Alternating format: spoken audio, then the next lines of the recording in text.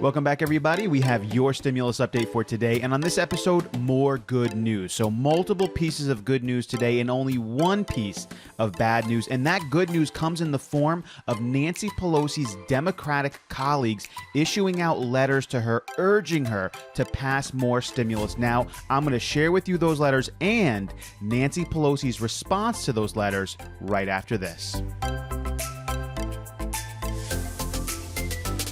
Once again, welcome back, everybody, to your stimulus update for Friday, August 21st. And the good news today comes in the forms of letters that Nancy Pelosi is receiving, not from just anybody, but from her Democratic colleagues in the House and the Senate. And we're talking over 100 of them. So I'm going to share with you those letters today and then Nancy Pelosi's response. So let's go ahead and get right into it. This first letter is from Cynthia Axne, who's a Democrat from Iowa. She issued this off to Nancy Pelosi on August 19th. I'm only going to read portions of it. If you want to read the entire letter for yourself, I will leave you the link below. I'm going to go through paragraph 1, 5, 6, and 7. I'm going to read through it as fast as I can. I think those are the most important areas.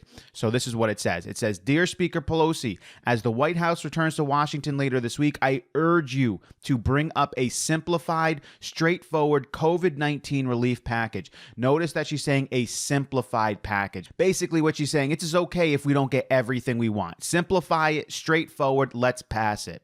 I know that the House of Representatives has put forth proposal after proposal and that the Senate and the Trump administration have failed to adequately counteroffer or even pass legislation of their own. I'm not sure how they could possibly pass legislation of their own. And actually, they are passing new legislation, more simplified bills of their own. So I'm not exactly sure what that is. But my constituents and millions of others are relying on us to reach a deal that they can deliver much needed aid to those still under threats from COVID-19. This is why I implore you to show that the House is still committed to reaching a deal and to allow us to lead once again by passing a relief bill that will provide economic relief, protections against evictions and financial ruin, and funding for our schools, health centers, and critical industries. This is important because a lot of people are looking at Nancy Pelosi right now and saying that she's not willing to negotiate enough on this, and this is a problem, and she's being urged by her Democratic colleagues to simplify the bill and pass what she can. Moving on to paragraph 5, she says, "I know that we can find common ground to address the lack of testing and tracing necessary, that finding common ground is important." She's saying we can work together and find the common ground to do the things that are necessary right now. We also agree on the need to fund our schools, healthcare facilities, and research on treatments and ultimately a vaccine. And this is really important. She says there are many ideas that we agree on with our Senate counterparts: direct payments for all Americans, supporting American manufacturing of personal protection equipment, funding for childcare, nutritional assistance, and agricultural support. Funding have all broad bipartisan support. We can pass these measures in a COVID relief package in short order, further closing the gap of differences still to hammer out between our House majority and the administration. And so you can see here with this letter from Cynthia Axne, Democrat from Iowa, colleague of Nancy Pelosi, she is urging her, because Nancy Pelosi is going back now to vote tomorrow on Saturday, and the White House is coming back as well. So a lot of people see this as a moment where they can meet once again, iron out the details, and get everything done. And you can see it's rising up in her own Democratic colleagues, this need to pass a simplified bill. Agree on what you can. There's a lot we agree on. Can we please pass this and get help to the American people? But this wasn't it, because there was another letter that was sent off just after this one by 117 more of Nancy Pelosi's Democratic colleagues urging for similar measures. I'm just going to read a portion of this to you. I will leave you the link to the entire letter below. "Dear Speaker Pelosi and Leader Hoyer, thank you for taking decisive steps to save the U.S. Postal Service by scheduling a vote on legislation this weekend." That's on Saturday.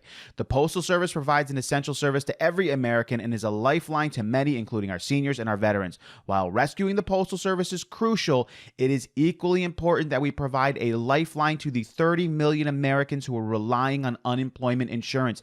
Therefore, we ask, as members returning to Washington to address the crisis at the USPS, that the House consider legislation like the Worker Relief and Security Act. The Worker Relief and Security Acts are acts that are written to support the unemployment boost, but to do so in a way that continues over time. time. As states experience different levels of issue with the pandemic, it will change the amount of unemployment boost you get. This is the last paragraph I'm going to read on this one. The Worker Relief and Security Act would extend unemployment benefits to those who need it and ensure benefits last for the duration of the recession by tying continued enhanced unemployment insurance to the health crisis and economic indicators. It has been 18 days since the weekly $600 enhanced unemployment benefits expired, leaving 30 million Americans in lurch. We owe it to the people waiting to get back to work across the country not only to extend unemployment benefits to help them pay their bills, but to tie those benefits to the economic conditions so workers are not held hostage by another cliff like this one.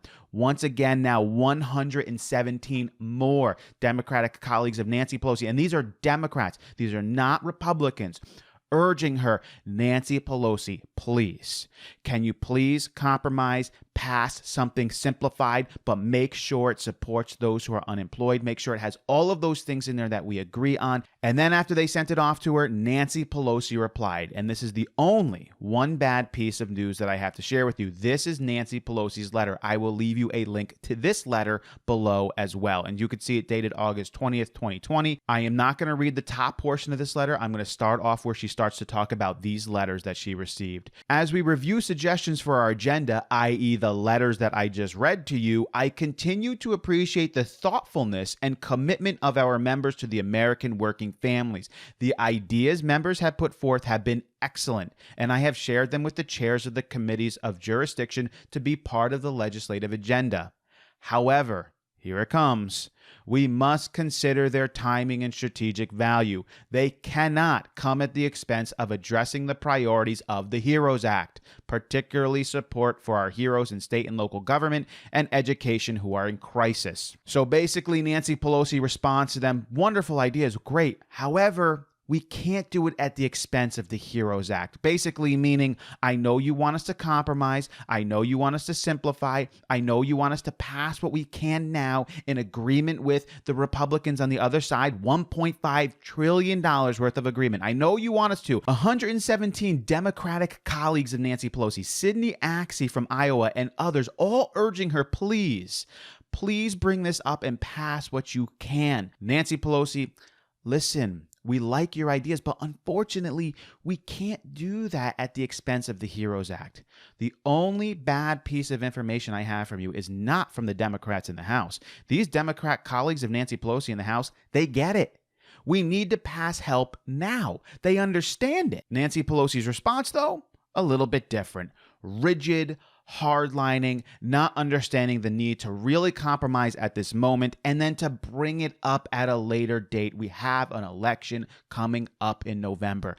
Pass what you can now, and then later on let the American people decide, and you can continue forward after the election. She doesn't yet get that. She's probably not going to bring it up on Saturday when she looks at the Postal Service stuff that's already been mentioned by her. And I think she feels like she's losing ground, that actually there's a swelling up of agreement for the side, which is primarily for the Republicans, past the $1.5 trillion.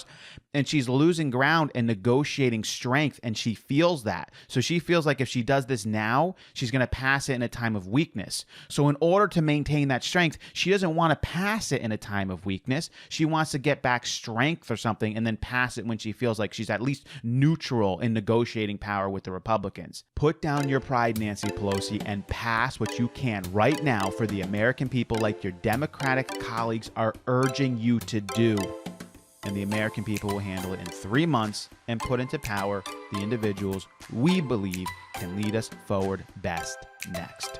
Hope you guys enjoyed this information. As I said, I will leave the links to all of these letters below, including Nancy Pelosi's response and the Workers' Relief Act if you want to take a look at the different tiers of relief for unemployment through that act as well. As always, if you enjoy this sort of information, consider subscribing to the channel. We will keep you up to date on the most important stimulus news, and going forward, we will cover very closely the debates between President Donald Trump and Joe Biden, the most important political news, national and world news as well. As always, I will catch you guys next time.